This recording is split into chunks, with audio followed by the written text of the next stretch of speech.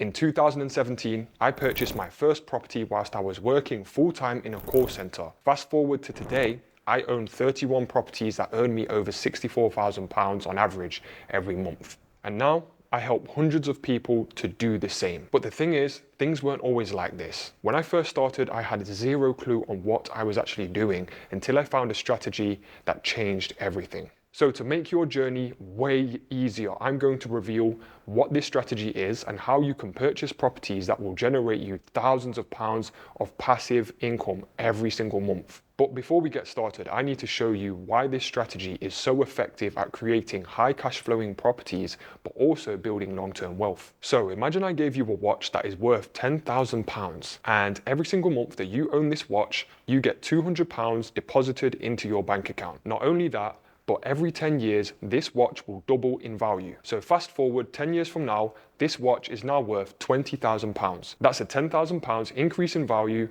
for doing nothing. But remember, the £200 that's getting deposited every single month, that equals £24,000 over that 10-year period. That's exactly how this strategy works. You get paid in two different ways. Capital appreciation, which is the watch going up in value or the property going up in value. And the second way is cash flow.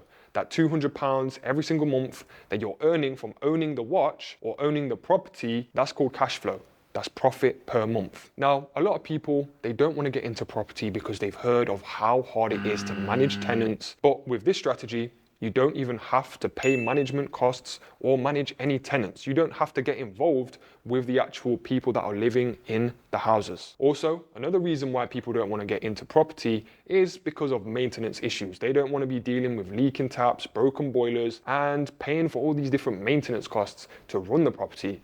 With this strategy, you don't have to deal with that either. You don't even have to pay for it or get involved. Another main benefit of this strategy is consistency. You know exactly how much money you're going to make every single month. There's no question marks. You know how much you're going to get paid. This is because it's guaranteed income. Let me explain what this strategy is. It's called social housing. More specifically, purchasing properties and then leasing those properties to social housing providers. You can do BRR to social housing, which is where you buy a property, renovate it, rent it to a provider, and then refinance it. That's one way to do it. Another way you can do it is you buy a property that's ready-made, ready to go, and you lease it to a social housing provider. You just get paid for the next 10, 20, 30, 40 years. Now, the strategy that I'm most known for, and bear with me guys, it's a bit of a tongue twister, is BRR HMO to social housing. So this stands for buy, refurbish, refinance, rent. It's also a HMO, which is a house of multiple occupancy, and it's also going to social housing. So yeah, all of these buzzwords, it might seem confusing, but in a nutshell, I'm buying a property, I'm doing it up,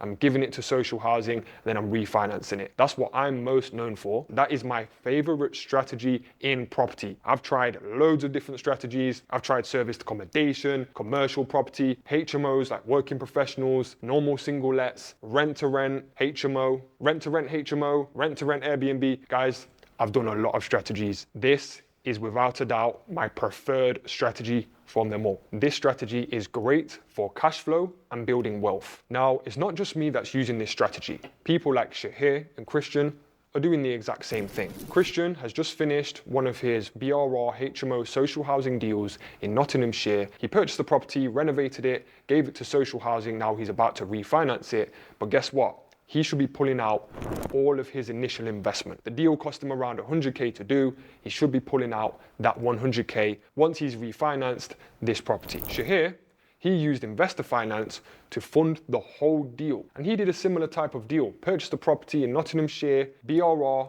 HMO to social housing. Christian and Shahir, they're both on my training and mentorship program, and I've helped tons of other people to do this exact strategy. This is an elite strategy in property. However, I see so many people making this crucial mistake, and honestly, it destroys any chance they have at success with this strategy. So let's take it back to the very start of my property journey. The first property that I ever purchased, it was in Radford in Nottingham. I purchased it for a very good price, £125,000. This was 7 years ago, but the property was actually worth £150,000. So yeah, I bought it below market value, which is another strategy that I've implemented over the last 7 years. But I really screwed up, guys. I did a major mistake. I purchased this property in an Article 4 area. What that meant was planning permission sent me a letter and threatened to fine me £50,000 if I didn't sell the property or apply for planning permission. But what is Article 4? Article 4 is a planning restriction which says you can't create new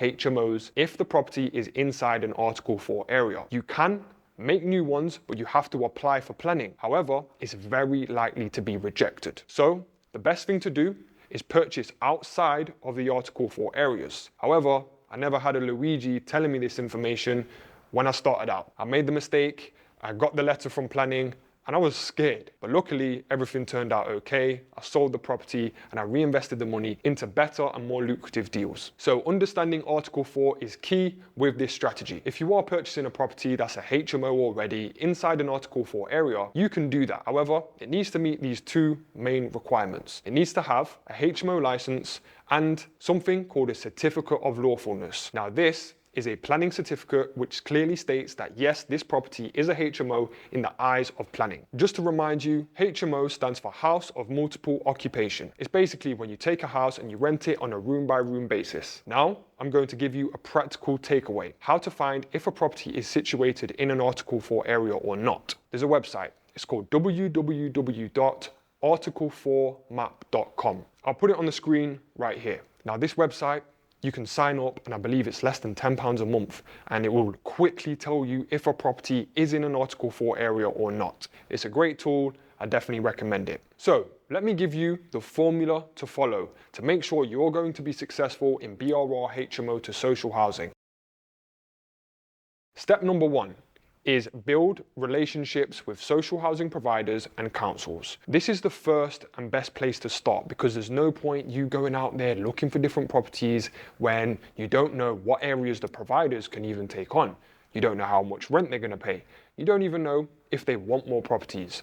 So what you need to do is build a relationship first, close the deal with them first, and then you will have clarity on where to look, what type of properties you need to be looking for. Now, how to do this is to outreach to tons of different providers. You need to go for no. You need to be hitting the dials, making tons of phone calls and outreaching to as many providers and councils as you can, okay? You need to go hard. You can get a VA to help you if you're struggling with time. We always recommend to our students that if you can afford to, then definitely get a VA because a VA might cost you £500-600 per month, but it can save you so much time. So you can focus on more high income generating tasks. How to find a VA? You can look on a website called onlinejobs.ph. It's a very good website.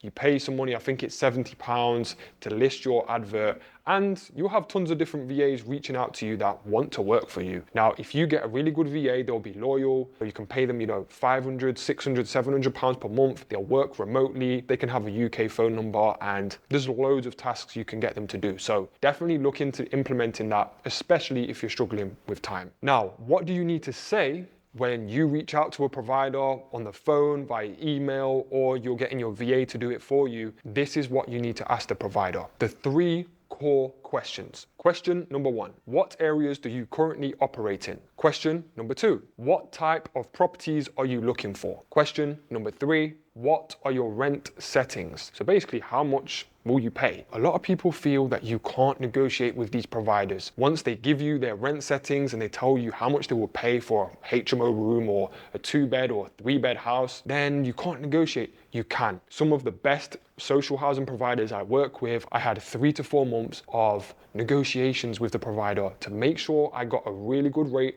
that I was happy with. It can be hard work, but it's 100% worth it. You need to put in all of this legwork to make sure you can get the best deal from the provider.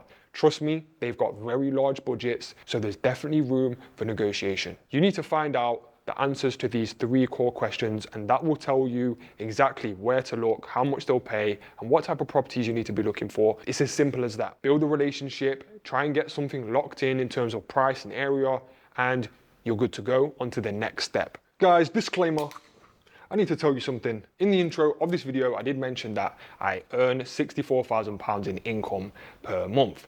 Now guys, this is true, but you need to remember, income is very different to profit. Once I've paid all of my mortgage payments, my outgoings in a month, like insurances, guys, I'm not making 64 grand a month net profit. I'm not, I'll be honest with you. But my portfolio does earn me over £15,000 net profit per month. So it's still a very healthy number. It allows me to live anywhere in the world. And I chose Dubai.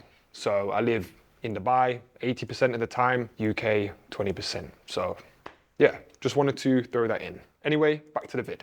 So social housing providers, how to find who to actually reach out to and ask those questions to. We give this list to all of our students on our program, and it's basically got over 1,000 different providers in the UK. But if you don't have that list, guys, you can go to Google and literally just type in an area that you're interested in, finding a provider in, type in social housing provider, and then type in the area, and loads will come up. You can do tons of outreach. Social housing providers, that is my strategy. That's what I like to do, is obviously buy a property, renovate it, lease it to a social housing provider, refinance it or not refinance it. Sometimes I'll buy them just for cash flow. But remember, guys, there's another way to do it as well, something called temporary and emergency accommodation. Now, one of my students, he's got a property and it earns him £3,000 net profit every single month for one property. He's doing a strategy which is buying the property, renovating it, and then he's giving it to the council for temporary and emergency accommodation. So that's another way to be successful in this strategy, is to get a council on board and do temporary and emergency accommodation. But that's a whole nother video for a whole different day. Let's get back to it. Once you have a agreement, you've locked in a deal with the provider, you can then move on to step number 2. Finding the property. It's real simple, guys. Let's not overcomplicate it. Rule number 1. Don't do auctions unless you're buying in cash. Reason being is because auctions, usually you're going to have 30 to 60 days to complete on the property. So from the moment you find the property, you have to complete the whole purchase within 30 to 60 days, meaning if you're using a mortgage or bridging finance, that can be extremely difficult to do it in that short space of time. Okay, now for me, when I'm buying a property, it usually takes between 3 to 4 months. I know that's long, guys.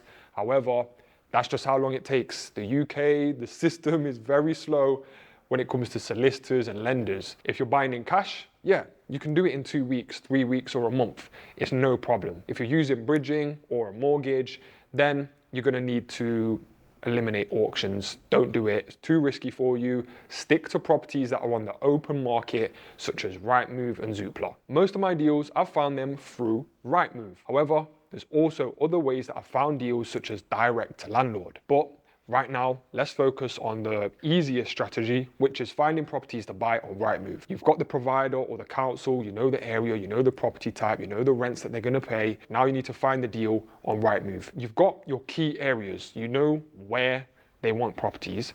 All you need to do now, go onto Rightmove and literally get hunting. I set this challenge to a lot of my students. If I feel it's necessary, I'll set them a challenge. I'm going to say to them, you need to view 40 properties in 1 month. Now, yes, that is hard to do. It's not impossible. I've done it before. When I first started in property, I viewed 40 houses before I bought that first one. And it was over a 1 or 2 month period. I thought that was the norm. I thought that was normal.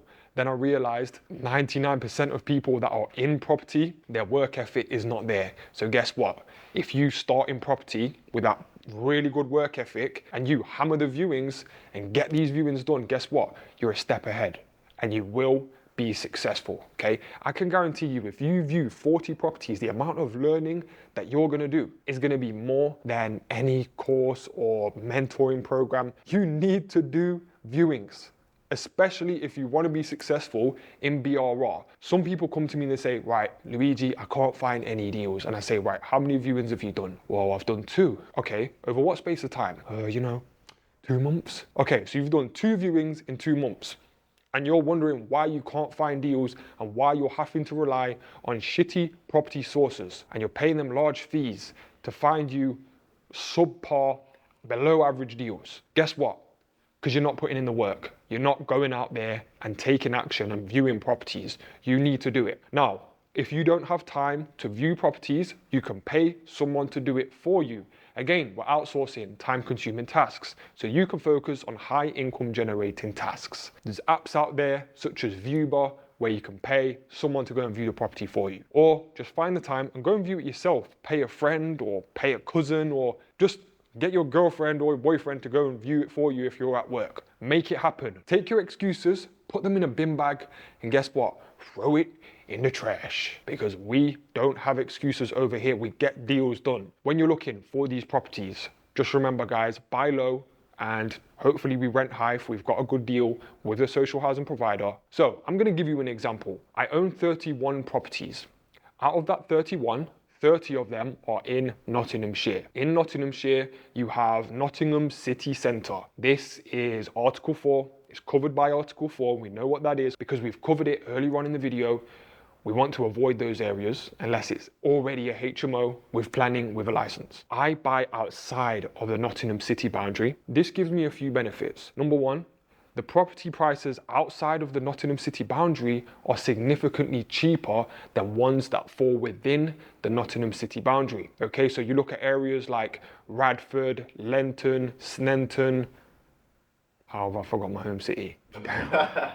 Damn. Meadows, and the Nottingham City Centre itself. All of those areas is expensive areas to buy properties, and they're all Article 4 areas. So you can do the same, and this does apply for loads of different cities throughout the whole of the UK. Now, some areas outside of the Nottingham City boundary, you have areas like Hucknall, Mansfield, Worksop, Long Eaton, Ilkeston, West Bridgeford. All of these areas are non-Article 4 areas, meaning you don't need to apply for planning permission as long as it's less than a 6-bedroom HMO. If it's a 6-bed, that's fine. If it's a 7-bed, you would still need to apply for planning permission to turn it to a 7-bed HMO, even if it's in a non-Article 4 area. You can go up to 6-bed with no planning documents or applications required. Now, a lot of people do think that you still have to submit some sort of report to the council. You don't have to do that, guys. You need to make sure you apply for your HMO license, but that is it. As long as the property meets the HMO standards of that particular council, you will have no issue getting the license approved. But it's got to be compliant. Compliant means it falls in line with their regulations. Each council has different regulations for HMOs. Mansfield District Council is going to be completely different to Ashfield District Council. They're completely different, guys, so you need to make sure you check the council's requirements.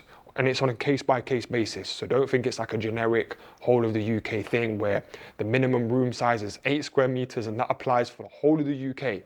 It doesn't. It does change. For example, Mansfield, the minimum room size for a HMO is 8 square meters. But in Worksop, it's 6.51. You can see there's differences. So it's not generic. Remember that. So let's do a comparison. In Radford, Nottingham, you can buy a 3-bedroom mid-terrace house for typically around £160,000. So we're filming this video May 2025. I don't know when you're going to be watching this, but right now that's the typical price for that kind of property. Now let's take that exact same property type and let's say it's in Mansfield. You've got a 3-bedroom mid-terrace property in Mansfield. Typically, you'd be looking to buy that for around £130,000. So you can see there's a massive difference in prices just by going slightly further afield. Now, yes, it would be ideal to buy in the city centres, but most city centres are covered by Article 4. You know what that means? You have to apply and it's likely to be rejected. So this does have benefits. Don't see it as a negative. You need to be looking at, okay, let me find deals and let me stack them, let me make them work. Now, when you hear me saying stack a deal, it just means running the numbers on a deal.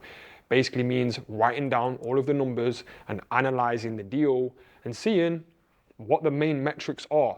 When I'm looking at a property deal, I'm looking at the purchase price, the renovation costs, how much money am I going to be able to refinance and pull out of that property deal. So ultimately, guys, you want to be finding cheap properties that you can convert into HMOs in non-Article 4 areas, but also you need to find big properties. Some properties, you go and view them and you'll realize that, yeah, this is a bit too small. I can't really do a 4-bed HMO or even a 5-bed or a 6-bed.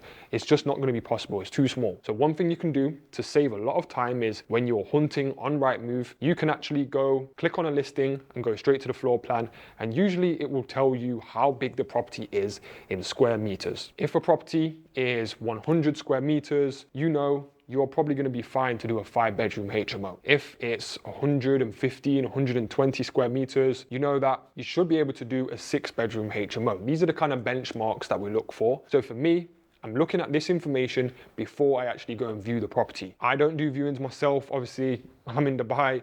I usually get my team to do it back home. But even when I'm back in the UK, I never really do viewings anymore. I just get my team to do it. I might do the occasional viewing here and there. However, I don't really enjoy spending most of my time doing viewings. So I get my team to do it.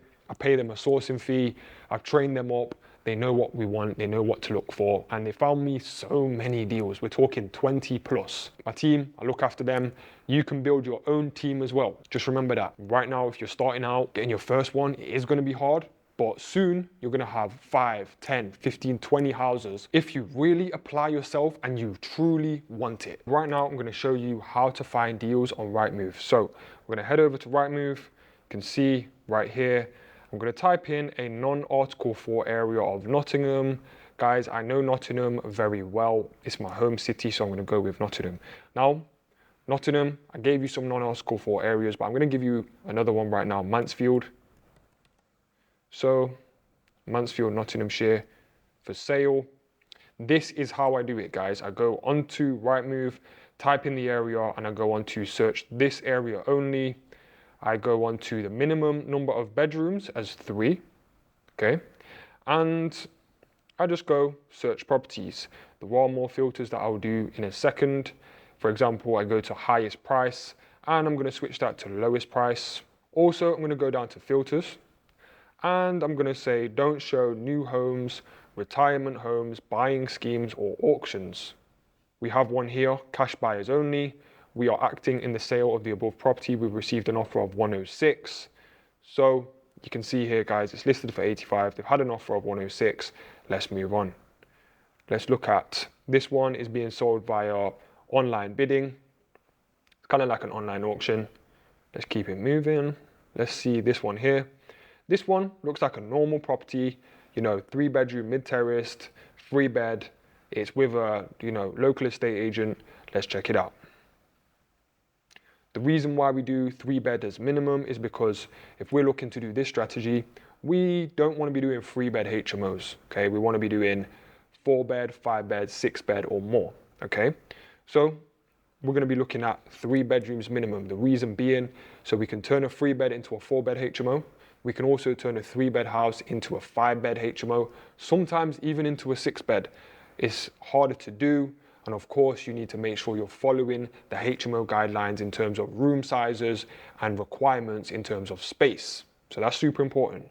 But right now, we've got this property here, Park Avenue, Mansfield Woodhouse. First thing we do, guys, we have a quick scan of the photos, real quick, and then we go straight to the floor plan. We click on the floor plan here, and you can see, guys, 86 square meters. Now, that indicates to me that we should be able to do a 4-bedroom HMO on this property. But I know, based on my experience, that Mansfield District Council, their rules and regulations for HMOs, the minimum room size requirement is 8 square meters. So what do? We take this bedroom right here. We take 2.43 and we times it by 3.74. So we've got the calculator, do 2.43 times 3.74. Simple as that, guys. That is 9.08. So we are good for this room. Then we're going to check this bedroom. So 2.70 by 3.70. That is 9.99. So these 2 bedrooms are fine. They've both got windows. If they don't, we can always add a window in. So 2 bedrooms on the 2nd floor. The 1st floor, let's have a look. We've got 1 bedroom there. So we know that this bedroom should be fine, but let's double check. 3.49 times by 3.75. This is 13 square meters. So you could even add a bathroom here, okay?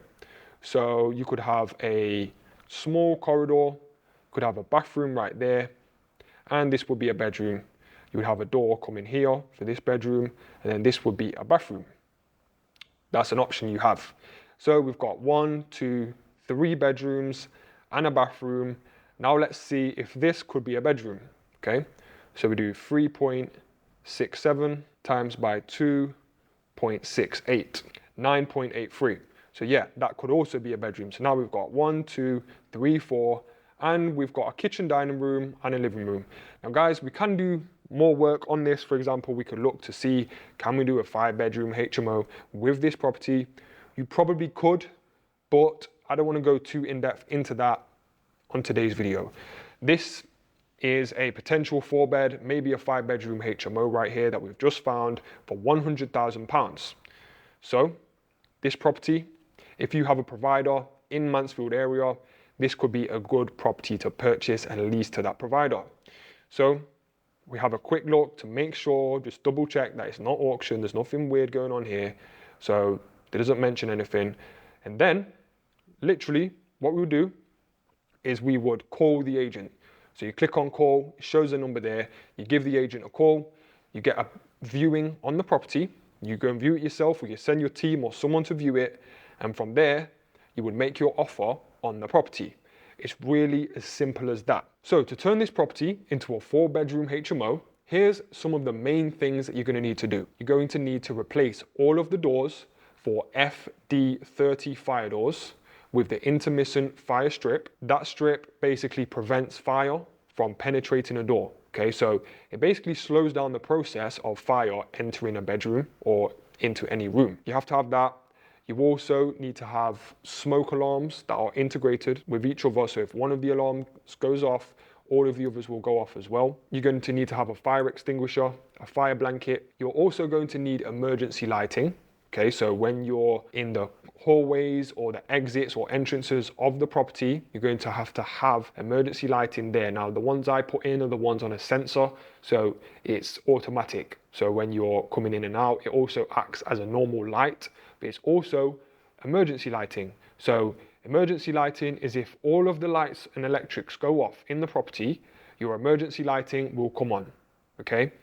So it's a safety thing. You need to have it in HMOs. There's tons of other regulations as well that you can learn on the council's website. Just remember, check the specific council's requirements for HMOs. It's not generic, as we've already covered. So let's go back to this deal.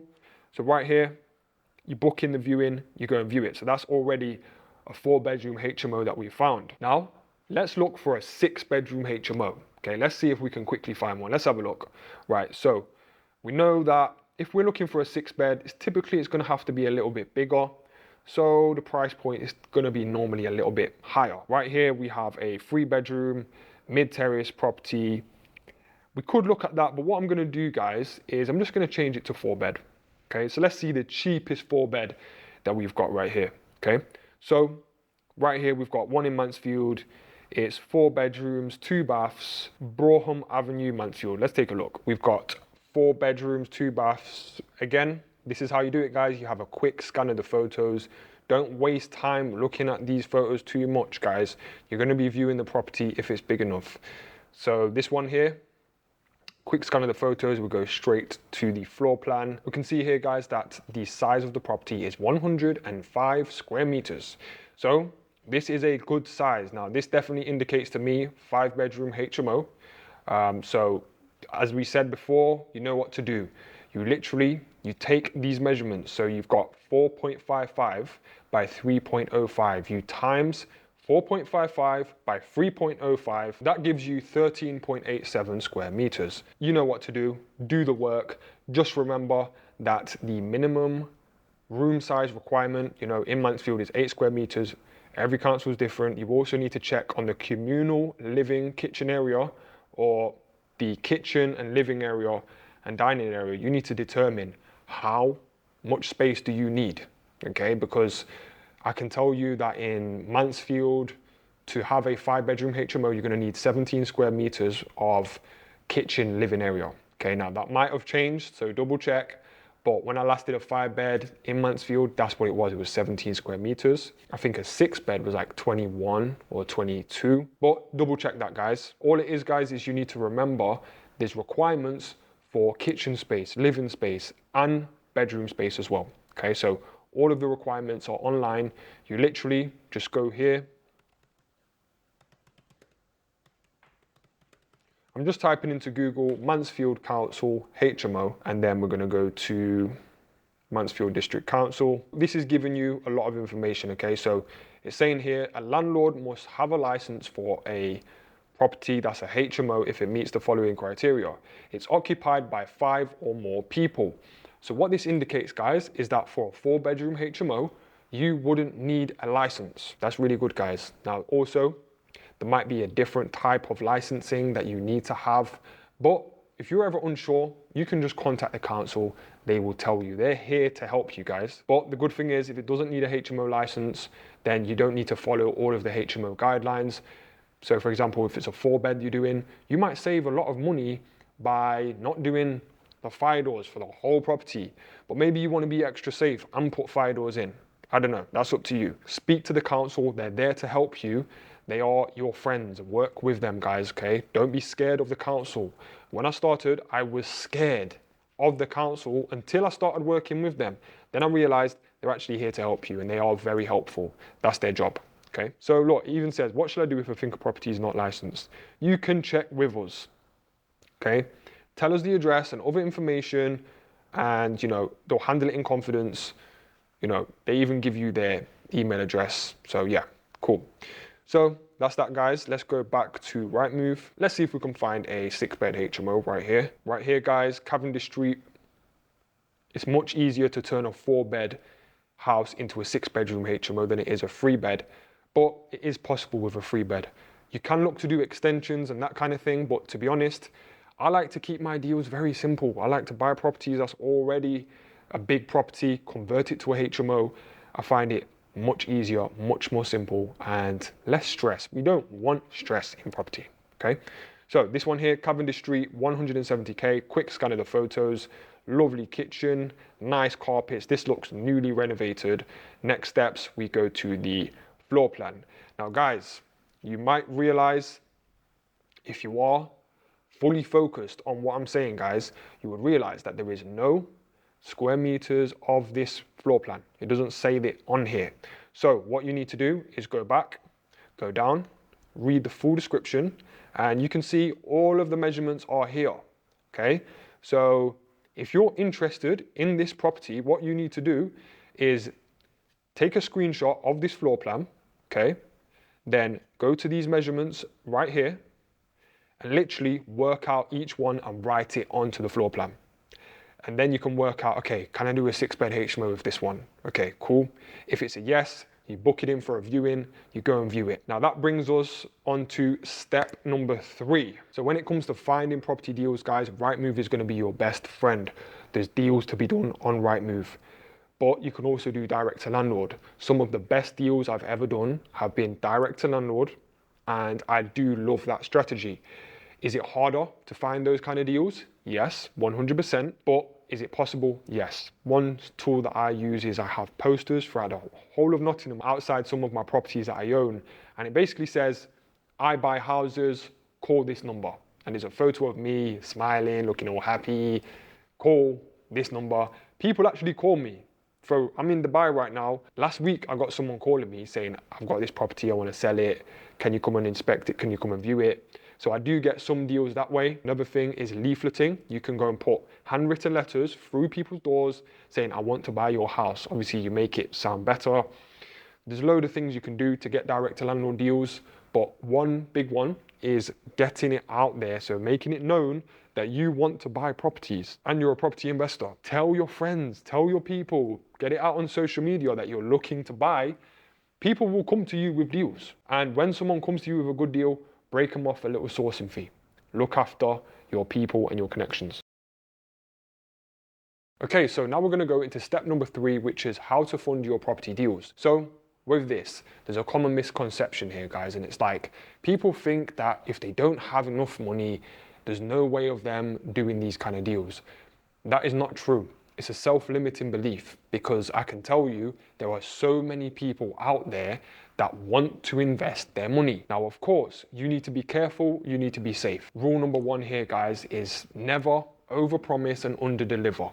Okay, so you need to really make sure if you're working with an investor in whatever capacity, you're setting the bar very low. Okay, because you never want an upset partner or someone that feels like they've been promised the world, but they've been delivered a pile of shit. Okay, you don't want that. So ultimately, funding your property deals, you can fund them yourself or you can work with investors. Now, an investor could be a family member, a friend, a relative, a distant cuz, or it could be anyone that you kind of know that's got money and they want to invest their money into property. With this, guys, it's not like a hard sell. You never want to hard sell anyone on doing a joint venture or investing money with you. You want it to come from a mutual place where it's a win-win situation. That's what it's got to be. It's got to be a win-win situation, a win for you and a win for the investor. Now, there's two main ways that you can work with investors, okay, to fund your property deals. The first way is by doing something called a fixed return. This, in simple terms, is when you're borrowing money from an investor and you're using it to fund your deal. So you're literally borrowing funds. So it might be £100,000 is what you need to do a property deal. You might have found a property and the purchase price is 150k, you need to spend 60k on the renovation, and you've calculated that you're going to need 100k to do this deal. So the fixed return model is where you will find an investor with 100k, you will borrow it from them and you will give them a contract, and in that contract it will state that on their investment, £100,000, they're going to earn a set amount of interest every single year on their money.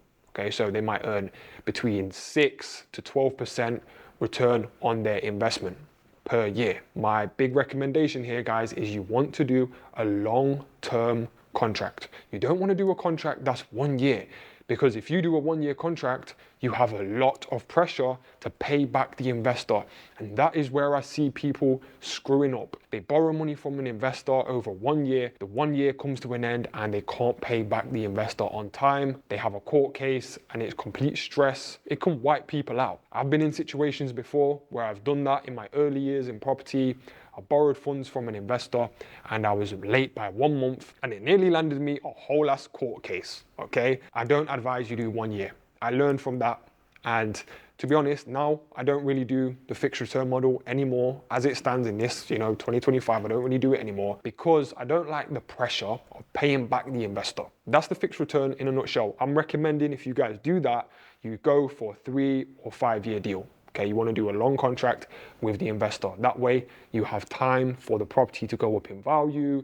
You have time to refinance it, pull a chunk of money back out, pay them back. You can also put in the contract that you want to have a clause where you can pay them back early. You don't want the pressure of having to wait that full 5 years. You need to be able to pay them back early. Make the terms favorable for yourself, but also keep their needs and goals in mind as well. Okay, it's got to be fair, but just don't overpromise. Some people will say, yeah, I'll give them a 12% or 15%. I've even heard of people giving a 20% return on investment to their investor on a fixed return. I'm thinking, how can you guarantee that to an investor? That is crazy. I wouldn't dream of guaranteeing anyone 20% on any investment. You can't do that. That's what you call overpromising, and more than likely, you're gonna underdeliver. We've heard about some famous people in property that had tons of investors on 20% contracts.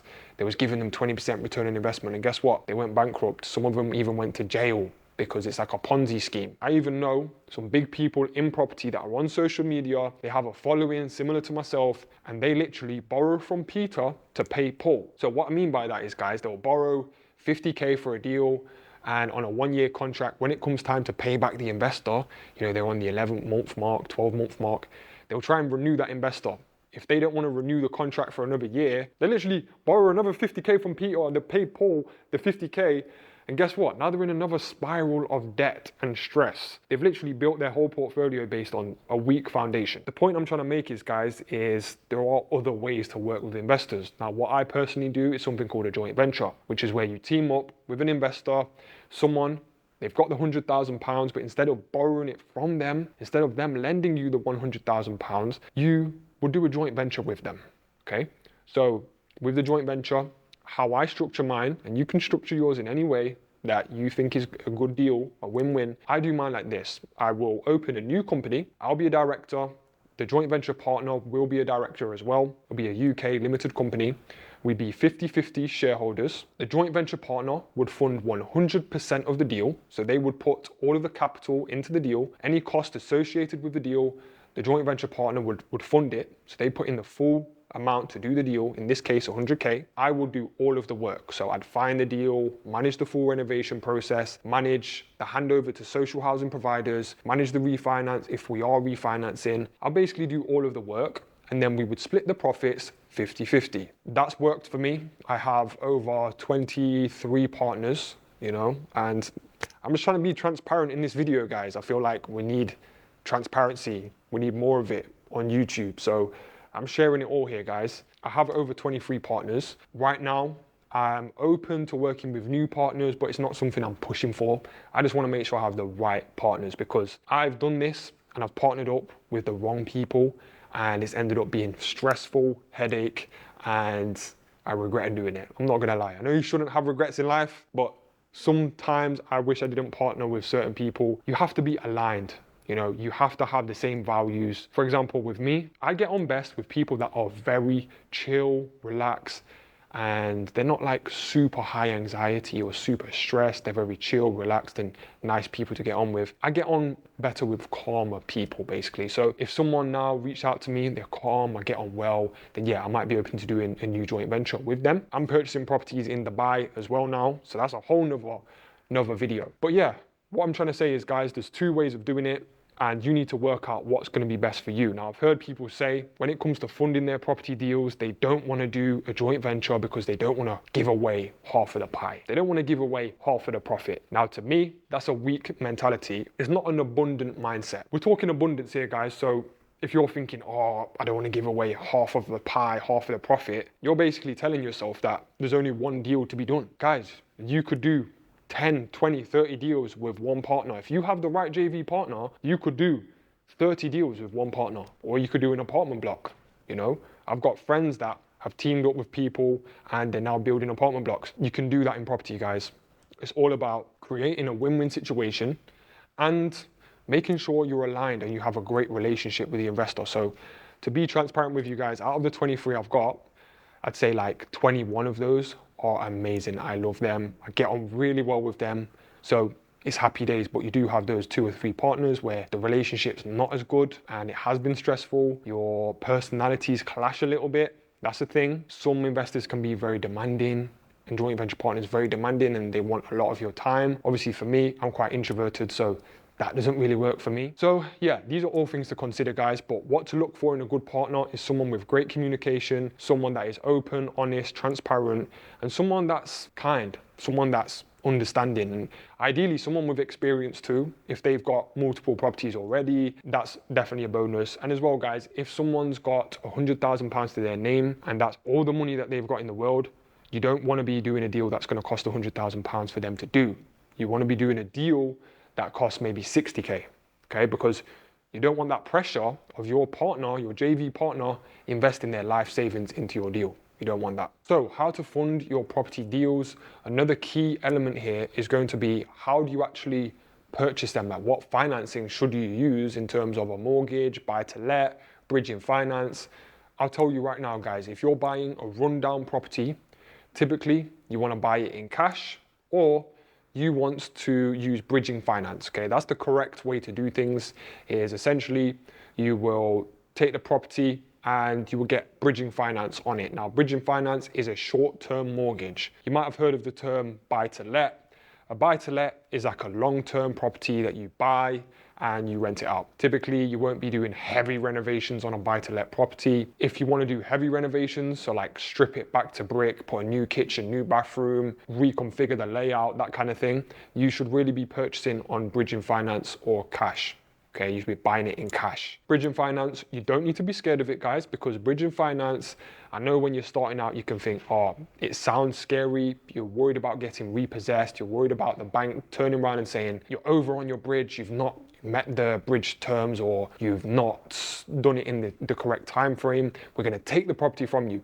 No, it doesn't work like that. Typically, you would get a 12-month bridge, okay? Now, on that 12-month bridge, if you really want to play it safe, you could get a 16-month or 24-month bridge. But let's just say you have a 12-month bridge. If you go over that 12 months, how it works is you would typically have to pay a small penalty that gets added onto the loan amount. All right. Now with bridging finance, you're normally going to have to put down 25% deposit. So same as buy to let, you normally put down 25% deposit. The rest is on a buy to let mortgage. It's the same with bridging. Put down 25% deposit. The other 75% of the property value is bridging finance. So with bridging, you can either pay monthly or you can pay upfront. So what we normally do, when I say we, I mean me and my JV partners, when we're buying a property, we would buy it, we would pay all of the bridging costs, the full 12 months of bridging costs up front. So we don't have to worry about making those monthly payments every single month. That can be stressful. So you want to try and minimize stress with property. Okay, so we pay up front whatever we don't use. So say for example, if we come off the bridge in 6 months, which is quite rare to be honest. Normally we're on a bridge for like 9 months, 10 months, or sometimes we go over. I'm not gonna lie. Sometimes we do go over, we pay the penalty. But let's just say, for example, we come off the bridge in 6 months and it's a 12-month bridge. We would actually get the 6 months that we didn't use refunded back into our company bank account. That's how it works, guys, with bridging. Or if you're paying monthly, obviously you come off the bridge in 6 months and you're on a 12-month contract, bridge contract, then you would just stop paying the monthly payments. With bridging, don't be scared. It's a tool, you need to be using it. All right. The other way you can do it, guys, is to purchase a property on a buy-to-let mortgage. Now, if you do this, please keep in mind, guys, that you shouldn't really be doing large renovations if the property is on a buy-to-let. Okay, you can get in trouble for that. Now, guys, I'm not a mortgage broker or a mortgage specialist, but what I can tell you is that what a lot of people will do is they will buy a property on a buy-to-let mortgage. They put down 25% deposit, and they will renovate it. They'll do heavy renovations on the property and then they will lease it to a provider and not refinance for maybe 5 years or 2 years, 5 years, that kind of thing. If you're not looking to refinance, a lot of people will choose that buy-to-let route because bridging finance is more expensive than a buy-to-let typically. Okay, depending on the lender, etc. To keep it simple, guys, if the property's run down, for example, if it's got no kitchen, you're gonna need to buy it in cash or do bridging finance. If it's just in kind of bad condition, you can probably buy it on a buy-to-let and do a light renovation. But the correct way to do it is if you want to do heavy renovations, it has to be on bridging or cash. So just keep that in mind. So bridging, if you're going to be using it for the first time, if you need me to introduce you to a lender, I can 100% do that. If you need a mortgage broker that can find you bridging finance, buy-to-let mortgages, I've got your back. I would fully recommend Mortgage Style. I've worked with them for the last 5-6 years and I can tell you they're the best in the game. I've had 5 different brokers tell me no, like straight told me no, I can't get you a mortgage on this particular deal. For example, I had a joint venture partner, he was 20 years old and he had the money, he had the good credit, everything was fine except for his age. I had 5 brokers tell me no, 21 is the minimum requirement. We need him to be 21. But Mortgage Style, when I spoke to them, I explained the situation, they said, okay, let me look into it. And they actually found me a lender that was happy to do it. They called the lender, they spoke to the lender, explained the situation, and yeah, the lender was happy with it and we went ahead. So they are really good. The link is in the description of this video. If you want to reach out to them, just say that Luigi referred you. Link in the description, check them out, Mortgage Style. So when looking at funding your deals, you need to look at the main costs involved in a property purchase and, a BRR HMO social housing deal. The main costs are going to be your deposit if you're using a mortgage or bridging, or if you're buying it in cash, obviously the amount of capital that's needed to buy that property, you're going to need that. Then you've also got stamp duty. Now stamp duty, it was 3%. The government, the Labour government, have actually increased it 5% stamp duty, guys, if it's an additional property. So if it's your first property and it's a property to live in, you get stamp duty relief. But if it's a buy-to-let property or an investment property, it's your second property, you're going to have to pay 5% stamp duty. Now it does come in tiers. You can find it all online. I'll share on the screen now a breakdown of stamp duty, the different, brackets and how it works. Stamp duty, that's a cost that you need to factor in. That's basically goes straight to the government, okay? And you need to pay the stamp duty at the point of purchase. So when you complete on the property and you pay the solicitor, you transfer the money to the solicitor, you also pay the stamp duty at that point. Also, another thing is solicitor fees. When you're buying a property in the UK, you have to pay your solicitor, the conveyancing fees. If you're using a bridge, then it's a little bit more expensive than doing a buy-to-let. If you're doing bridging finance, my solicitor, it usually costs us about 4.5 grand to do a bridging finance purchase. If we're doing a buy-to-let, it's usually about 3 grand. Then you've also got your survey fees. So if you want to get a structural report on the property, that's another cost. You've also got any other surveys or searches that you want to do. So your solicitor, they'll do like the typical searches if you want them doing. You can opt out, so you don't have to get the searches. Standard searches are usually around £400 for purchasing a property. And it basically just find out key information that you need to know when you're buying the property. But you've also got additional searches that you can get. For example, a planning search or an environmental search. These will cost a few £100s extra typically, and you can get them done through the solicitor and it gives you more peace of mind. I'd recommend for HMOs you do the planning search just to make sure you're safe with what you're doing. So solicitor fees, that's that. Then we've also got renovation costs. Now guys, this does vary from deal to deal. Each property deal is completely different. All right, so I can't just give you a set black and white approach to doing renovations. It completely depends on the deal. So I've turned a 3-bedroom property into a 4-bedroom HMO before for £22,000, okay? But the property was in very nice condition. I didn't need to touch the bathrooms, the kitchen. I just needed to make the property compliant for the social housing provider to take on. And it costed 22 grand because it was a lovely property. You can find these kind of deals, guys. I bought that one for I can't remember, guys. That was about 2 years ago. I bought a lot of properties since, but I think it was around the 85 grand mark and I spent 20 grand on it. 4-bed HMO, that's leased to a provider. So yeah, it depends on the deal, how much you spend. I've also had renovations, guys, that have cost me £130,000 to do. I think that was my most expensive renovation, was around 130k, and that was a 8-bedroom HMO. I took a large 4-bed end of terrace house. I did a double-story extension on it, and I turned that property. I applied for planning, turned it into an 8-bedroom HMO. That one is not social housing, but it's a good earner.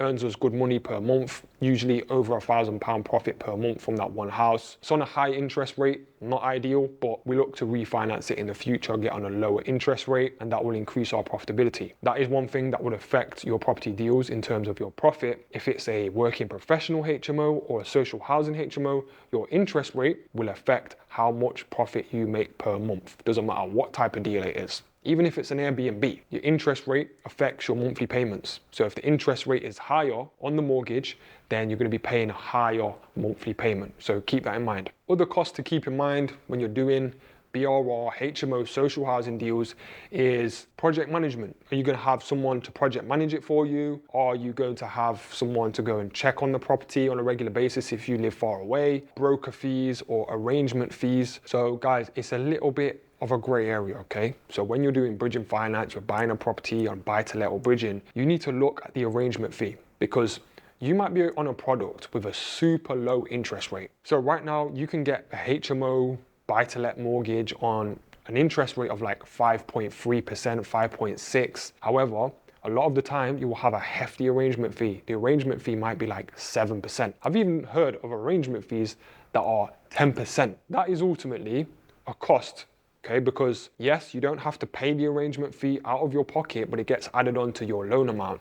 So you are still paying for it, okay? That's kind of a broker fee. That's how the mortgage brokers get paid, is from the arrangement fee. So always look at the arrangement fee when you're buying a property or doing bridging finance. Find out what percentage it is. Ideally, you want to be paying a 1%, 2% arrangement fee, not really much more than that. But it depends on your goals. If you're looking to have very high cash flow per month, then you want to be on the lowest interest rate possible. So maybe you want to pay, the bigger arrangement fee to get the lower rate. But that's a bit about how it works, guys. Hopefully you're staying with me and this makes sense. Other small costs involved are if you need a fire risk assessment doing or a floor plan, these are costs involved. And also guys, building control. Building control, if you want to do any structural changes to the property, you want to add a dormer, you want to do an extension, you want to remove a structural wall, then you need to engage building control. Again, you do not need to be scared of them. Don't use the local council's building control, use a private company for building control. I've had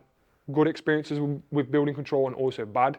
Only engage them if you need to engage them. And what it is, guys, is you'll normally pay about £800 for the whole project. You might pay £200 up front, £200 midway through, and then maybe £400 at the end. So you're looking about £800 in total for building control. Ultimately, guys, you need to make sure you get that final sign off from building control. They'll give you a certificate. They'll say, yep, We are happy that you've done this build, you've done this renovation to a compliant standard. It meets all of the requirements, and we are happy to sign it off that it's a safe property and it's been done in a safe way. That's what it is, guys. This certificate, building control certificate, you need it when you're refinancing the property. So if you use building control, you need that certificate. If you've done a very light renovation, for example, you've not changed anything, you've just changed the doors to fire doors, you've not done any layout changes, you've not added any windows, you've not done an extension of dormer, you won't really need building control. Just to wrap up building control, remember, you only need to engage building control if you're doing like heavy renovations. Go with a private company, don't go to the council's building control. It's gonna cost you around £800 per project. It varies depending on the size, but that is building control in a nutshell. Don't be scared of them. They're there to help you, and you will need them at certain times in your property career. And remember, if you're unsure if you need building control, then just give them a call. You can also ask the council on a specific point, but you ideally just want to give them a call and ask them, do they need to be involved in this kind of thing? And they'll be quite honest with you. So you can just ask them, don't be scared of them. So this brings us on to the next step. Step number 4 is how to stack your deals. Let's say, for example, we found a potential property that we want to buy. What I do is, guys, I have this spreadsheet, and I actually give this to my students as well to use the template of this spreadsheet. It's a very good tool, but ultimately, guys, you don't need to use this spreadsheet, okay? You can write everything down on paper and manually work stuff out. This is obviously all embedded into the spreadsheet. So this is giving you a breakdown here. So you can see here the property purchase price, 85K, purchase costs in total. So this is, you know, our deposit, our bridge fees, stamp duty, legal fees, everything came to £31,000. Now, guys, we did this on a 10% deposit. Checked refurb costs came in at 63 grand. So the project subtotal, this is the total amount of investment that is required to do this deal, is £94,000. So you can see here, guys, that we're tracking all the different metrics. You can see here, guys, that we purchased it for 85 grand. We're spending 63 grand on it. If it gets valued at 170K, we'd be pulling out 34 grand, leaving in 60 grand, and the monthly income will be £2,310 per month, monthly mortgage payment 600 quid, and then we've got the net profit per month as £1,711, giving an ROI of 34%. And where it says number of months, this is the number of months it's going to take to get back all of the initial investment. That's about 3 years it takes to get all the money back out. If it gets valued at 220, you can see here, guys, we're pulling out 66,000, leaving in 27,000, and the monthly profit will be 1.5. ROI is 66.92%. We've got here percentage. If it gets valued at 170, we'd be pulling out 36% of our initial investment. We're pulling out 36% of our initial investment.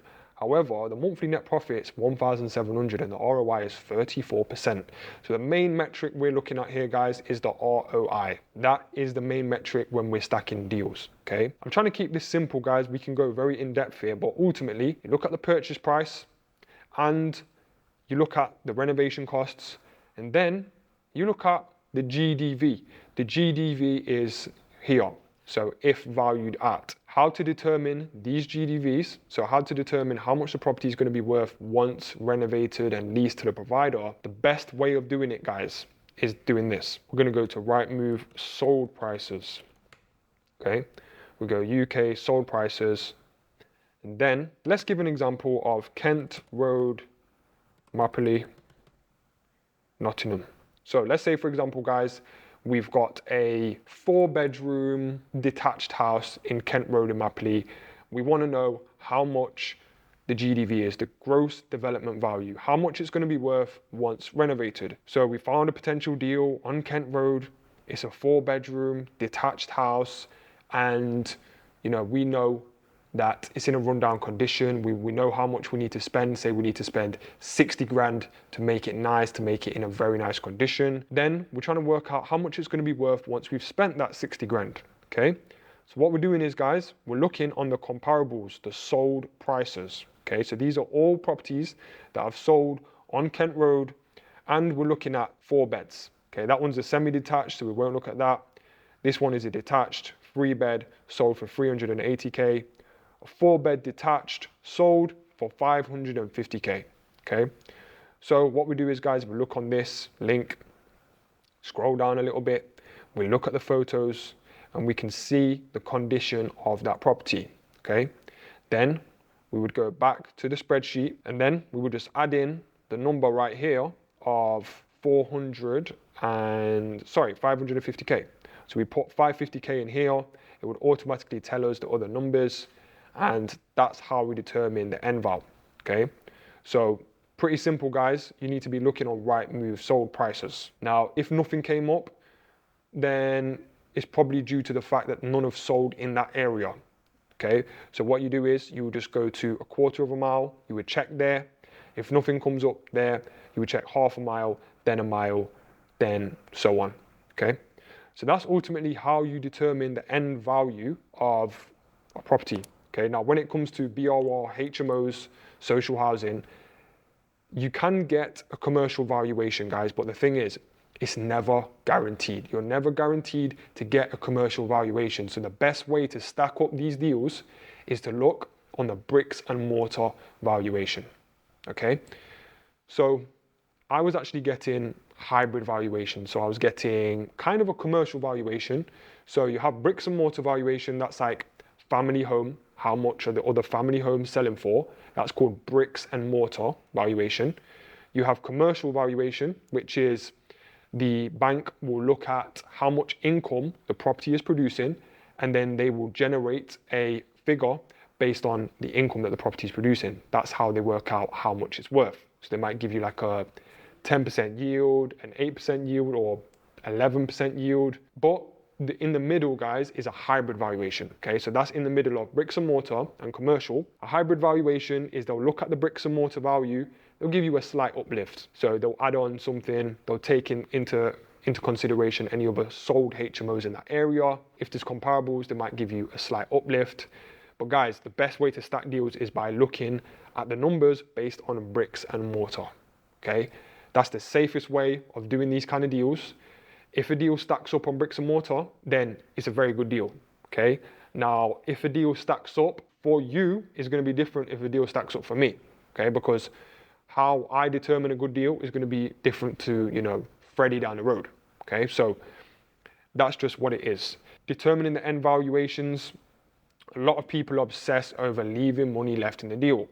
I can tell you guys, I've got multiple deals where I've got 60K, 70K of my own money tied up in that one deal. Like 70K in one deal, 60K in another. That's very normal. What you want to be looking at is your return on investment, your ROI.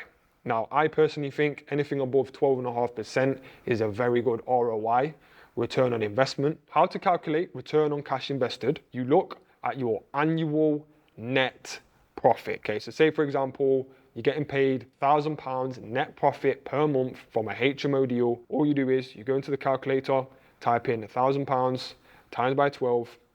You've got £12,000 profit per year. You then divide that by the amount of capital that's left in the deal, which is £50,000.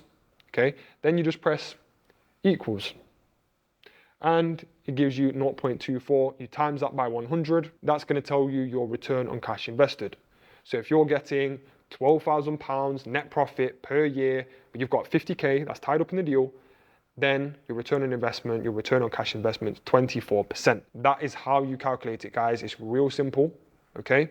That's how you do it. So stacking up deals, guys, we can keep going on and on. But the main things you need to be looking at, guys, is making sure you're being conservative. You're not overestimating your end values. You're playing it on worst case scenario, a medium case scenario, and then you can look at the good case. But if the deal only works for you based on a great case scenario or a good case scenario, don't do it, okay? You need to be conservative with these deals when you're stacking your numbers, especially if you're doing joint ventures or working with investors, okay? Now, in the past, I've made the mistake of being too optimistic with a property deal. And then the banks have come out and said, no, Mr. Luigi, no. We're going to downvalue you. And guess what? Now I've got an upset joint venture partner because I've not managed expectations.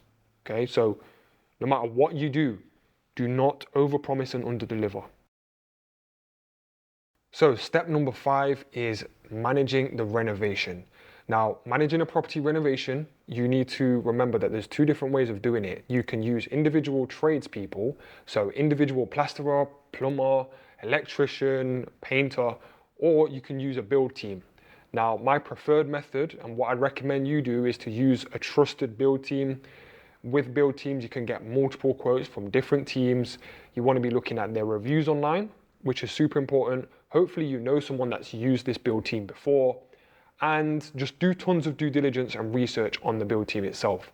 I've made some big mistakes in the past that's cost me thousands of pounds by choosing the wrong builders, being sold a dream by a build team, and it has negatively affected a few of my deals. Learn from me, do your due diligence, don't trust builders, okay? Don't trust any of them. Literally, make sure you're covered. And what I want to do now, guys, is I want to show you how to cover yourself when you're working with a build team. So you can see right here, guys, that we have a quote, all right? Now, this quotation is coming up as £57,000. That's the total price. Now, this quote is actually a 4-page quote, so there's a lot more in this quotation. I'm just showing you the first page right here. But what I wanted to show you guys was the detail, okay? So you can see here, guys, that, it spells out how many bathrooms, who's going to supply the bathrooms. It says 4 bathrooms supplied and fitted with shower, vanity unit, toilet, heated towel rail. You can see how specific we are being here, guys. We don't need an itemized quotation with every single thing listed down to the penny. We don't actually need that. All we need is a breakdown on exactly what the build team are going to be doing, okay? So who's providing the material? Is it them? Is it us? It needs to be super black and white, because say, for example, you ever had to go to court against the build team, you would have this document and this will be part of your evidence, okay? So plumbing, new standard white radiators with TRV, keep the existing boiler. It's all agreed, it's all above board, and everything is on paper. Now, as I said, this is a super long quote. I just wanted to show you, to give you an example of what kind of my quotes look like. So there's 2 things here, guys. Making sure you have a detailed quotation with your build team, okay? The second thing is making sure you have a payment schedule, all right? Now, a payment schedule, you can actually have this built in to the quotation. So let me show you the kind of thing that I mean right now. So this is page 4 of the quotation, and you can see right here we have payment terms. Now, let me zoom in a little bit here. So you can see payment terms, tranches in the following amount. 10%, so we would pay 10% once the renovation starts. That's when we would pay the first 10% tranche. Now, there's a reason, there's a method behind the madness here, guys. You don't want to be paying a build team 20% or 30 or 40% once they've started the renovation, because you're overexposed. If they wanted to walk off site, put the tools down and not show up to carry on the renovation, they could easily do that and it would cost you 30% of the build cost or 40%. What you want to do, guys, is minimize your risk. So that's why it's important to follow these payment terms. 10%, 20, 20, 20, 20, and then 10% on completion. Say, for example, you purchased a TV from Argos and you had to make 6 payments. The first payment, you paid 10% of the cost of the TV. Then you wait a little bit, you pay another 20, 20, 20, 20, and then you pay 10% as the last payment. It's exactly the same as this, guys. Now, the reason why it's important to agree this with the builders beforehand is because if you don't agree this, I can guarantee you that you will have aggro with the builders. Builders always want to get paid earlier than they should. They always want to get paid for the whole project when it's not finished. They always want to get paid the next tranche when it's not due. This is me speaking from my experience. I do have really good builders now, but I always do follow these payment terms. So we both know what it is. We both have clarity. There's no question marks. And yeah, we agreed on it beforehand. So I should really spell this out further in this kind of quotation and payment schedule. You can really spell it out. You can write down 10% when the work starts. And you can write down the tranches, when you're going to pay them, and then the 10% on completion. Make sure you can put that in as well. These 2 things, guys, detailed quotation and payment schedule, are crucial with any renovation that you do. Trust me when I say finding the right build team is going to be a godsend for you. Once you find a good team, keep them sweet, give them lots of projects, because good builders are hard to find. You need to treat them well.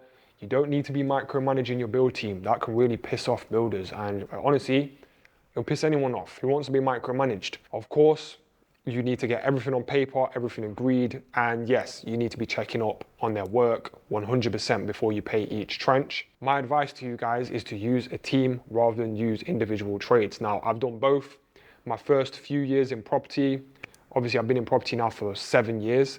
My first couple years, I didn't have a good team and I was doing it all trade by trade. So I'd have the separate electrician, separate plasterer, separate plumber. And what you will find doing this strategy, guys, is that they won't work in conjunction with each other. They won't work as a team. If you're doing individual tradespeople, it's going to be very hard to get them to work as a team. Also, they're going to be more messy because it's quite time consuming for different tradespeople to clean up after themselves. They're not going to be as bothered doing that if you're paying them per job or by the hour.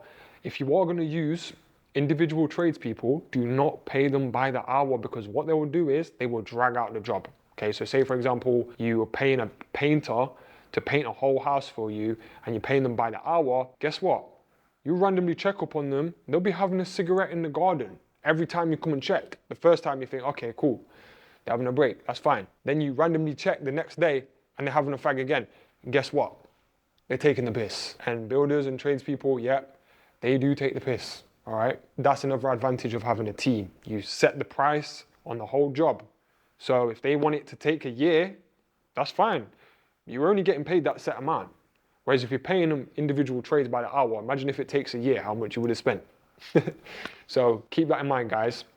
Build team over individual trades all day, every day. So guys, when you're renovating properties to give to social housing providers, HMO properties or normal properties to give to a provider, you need to make sure they're actually visiting the property throughout the different stages of the renovation. So the social housing provider, they need to be heavily involved throughout your renovation, okay? Because they need to sign it off. Now, some providers are actually stricter than HMO licensing. So one provider I work with 4 different providers, by the way. One of them is very strict. For example, the local council, their regulations was you need the door gaps. So a fire door, when it closes and opens, the gap has to be 11 millimeters with the local council. This provider literally say it needs to be 4 mil. Okay, even though it says something different on the council's website, this provider, they don't care. They want things doing extra safe for their tenants, which is fair enough. But you need to keep that in mind when you're doing these renovations, okay? This kind of thing, you need skilled builders. It's actually quite hard to fit a fire door with a 4 mil gap. You have to have a good joiner to do that kind of thing. Again, this is where having a good team comes into play. But yeah, make sure the provider's coming out throughout that project and get that sign off. When you're about to get the property signed off with a provider, some of the providers will ask for a FRA. Usually they will appoint their own fire risk assessment officer to come out to the property, do the FRA, and then about 7 to 10 days later, you'll receive the report and it will have on there all the recommendations. And the provider will typically say, you need to carry out all of these recommendations, or at least the ones that are priority. So they'll be listed in red, priority, you need to do them. So that's what you do. You get those changes done, then you give the provider all of the certificates for the property. Your gas safety certificate, your EICR, your EPC, your white goods receipts. They'll let you know what you're gonna need to provide beforehand, okay? Before the renovation even starts, they'll give you a list of what they need you to do. But the thing is, this list is very generic. Providers, sometimes they're making stuff up as they go along. They'll say, right, we want you to do this, this, and this. Sometimes the fire risk assessor will say, you need to do something crazy to the property that's a bit unnecessary, but he feels like it will make it safer. You have to do it. And that won't be on that generic list that they give you at the start of the renovation. You need to factor that in. And remember, sometimes you will get hit with some extra costs. Once the property's signed off, obviously you've gave them the certificates, they've signed it off, you need to give them your bank account details. Some of the providers will want you to give them the IBAN number, all of the bank details on letterheaded paper with a signature. You do that, and then they will start paying you. And that brings us on to step number 6. The refinance process. So refinancing a property, you've got multiple options with different lenders that you can go with, and you want to have a really good mortgage broker that's going to have your back and basically find you the best deal. So as I said before, click on the link in the description, Mortgage Style, that's who I'd recommend. There's tons of brokers out there, guys. You need to find a good one and make sure they're shopping around. They're not just pushing you to a lender where they're gonna make the most money, you know, because brokers, they make money from commissions. So the lender will pay them their arrangement fee. So you need to be seeing all of the options and asking them to present you with multiple options with the interest rates, the arrangement fees. Key things to look out for, guys, is arrangement fees. Make sure you know the arrangement fee before you go ahead. Sometimes they'll build it into the contract. They won't be as upfront as they should be. The broker won't really tell you. So ask the broker, what is the arrangement fee? But as well, read the paperwork, read the contract before you sign off on the refinance. Now, how the refinance process works, guys, is once you've selected a lender, you've spoke with your broker and, you know, they found you a lender. What you do is, guys, you would apply with that lender. So your broker will tell you what to provide. It's normally going to be like 3 months bank statements, business bank statements, passport, proof of address, the lease of the social housing provider. They're going to ask for all the documents, the HMO license. So all of that. Now, guys, one point that I didn't mention earlier on in the video is that providers, most of the time, the provider will actually do the HMO license for you. They will pay for it. They'll do it. They might charge you the money, but they do the actual license application. Happy days. That's another weight off your shoulders. Provide everything you need to the broker. They will apply for the mortgage. Once you get past that first stage approval, so they'll do a credit check on you and the lender's happy to go ahead and give you a mortgage, then they will actually get a surveyor to come out to the property and tell you how much the property is now worth. Now, as I said, guys, you want to be stacking your deals based on bricks and mortar value. That's the safest way to make sure that you end up with a smile, not a sad face. Stack the deals on bricks and mortar. I was getting hybrid valuations for the last 4 to 5 years now. I've been getting really good hybrid valuations. Bricks and mortar, hybrid, commercial. I was getting hybrid. So I was getting good valuations for the last nearly 5 years. We've recently had a change in government and they actually made some announcements. They said, you know, the renters' rights bill, and there's a few changes they're going to make that are going to make it a little bit harder for landlords. They also increase certain taxations, they increase stamp duty. So I think the banks are being conservative right now. Okay, so if you're watching this, we're in May 2025. Right now, the banks are being conservative. So the best thing to do, guys, is do deals based on bricks and mortar, not commercial vows or hybrid vows. Do it purely on bricks and mortar. If you're doing a 7 or 8 bedroom HMO, then yes, you can, you know, stack your deals based on a conservative hybrid vow, commercial vow, yeah, but just be conservative. Hopefully it works on bricks and mortar too, but the only time you should be stacking a deal and purely looking at the hybrid or commercial vow is if it is 7 bed or more. So what happens after the refinance? When you refinance the property, you're switching the property from bridging finance or from a cash purchase to a long-term buy-to-let HMO product. Now, there are lenders out there that are happy to give you social housing mortgages.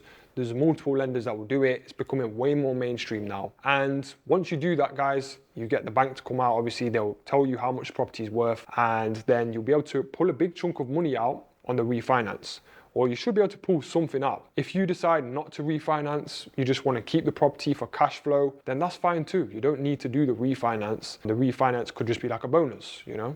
Or you could do the refinance in 2-3 years time once the property's gone up in value a lot. Once you've refinanced or you've just decided not to refinance, this is where it gets juicy. You've done all of the hard work. You put your blood, sweat, tears, stress, sleepless nights maybe. Hopefully not. Hopefully not. What I'm trying to say is, guys, if you've done the hardest bit, okay, that first year of initial work, I know how hard it can be. Finding the deal, managing the renovations, finding the providers and marrying the two together and dealing with the provider, refinancing, you might have got down vowed, you might have had to get multiple vows before you get that one good value that you're happy with. Guys, I know how it can be. It can be absolutely stressful. It really can. But guess what? For the next 10, 20, 30 years, you're now getting paid very, very well. The contract that we get with the social housing providers are usually between 5 to 7 years, okay? Let's talk about the next 5 to 7 years. We know we're gonna get paid X amount on the same day. We know how much we're gonna get paid. We know they're gonna cover all of the maintenance, all of the bills. We know we don't have to get involved in management. We don't have to pay management fees. We know that the property is insured. So in a month, all we have to pay for is our mortgage payment and insurance. Insurance is usually 50, 60 quid per month. So we literally got our mortgage payment. If we've got a mortgage on it, if you own it in cash, then you don't need to worry. Say you've got your mortgage payment and your insurance, that's your only outgoings per month. A lot of the providers I work with, they might pay, £400 per month. Some providers pay like 500, £520 per month. So imagine you've got a 6-bed HMO.